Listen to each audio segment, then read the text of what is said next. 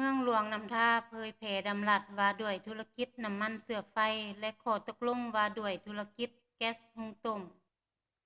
ตอนเสาร์วันที่9กรกฎาคม2026นี้อยู่ที่สโมสรเมืองหลวงนำท่าได้เผยแผ่ดำรัสว่าด้วยธุรกิจน้ำมันเสือไฟและข้อตกลงว่าด้วยธุรกิจแก๊สหุงต้มโดยการเป็นประธานของฐานคำลาแหล่งศิลปธรรมห้องเลขาพรรคเมืองประธานคณะกรรมการปกครองเมืองหลวงนำท่าท่านหุมเพ่งเวียงทองไซห้องหัวหน้าแผนกอุตสาหกรรมและการค้าแขวงหลวงนำท่ามีกรรมการประจำพรรคเมืองกรรมการพรรคเมือง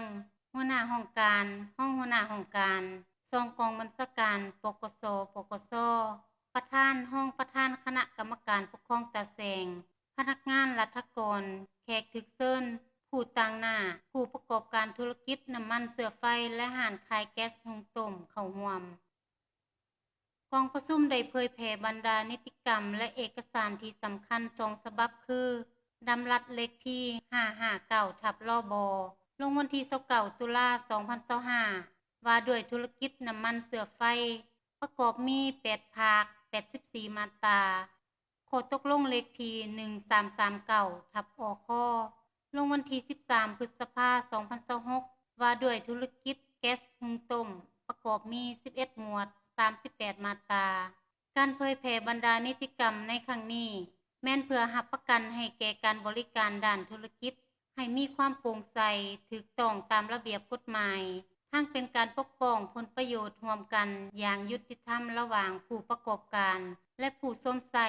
ในกองประชุมผู้เข้าร่วมได้พร้อมกันประกอบคำคิดคำเห็นสักถามเจาะจิ้มและเสนอวิธีการแก้ไขปัญหาต่างๆเพื่อนำไปจัดตั้งปฏิบัติให้ได้รับผลดี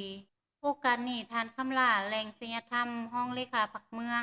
ประธานคณะกรรมการปกครองเมืองหลวงนำท่าและท่านหุมเพ่งเวียงทองไส้ห้องหัวหน้าแผนกอุตสาหกรรมและการค้าแขวงหลวงนำท่าได้โอล่มและชี้แจงต่อคำถามพร้อมทั้งได้เน้นหนักบางปัญหาสำคัญให้ผู้ประกอบการนำไปจัดตั้งปฏิบัติอย่างเข้มงวดเป็นต้นแมนต้องเล็งเฮ็ดบทสัญญาซื้อขายกับบริษัทผู้นำเข้าให้สำเร็จถูกต้องติดโลโก้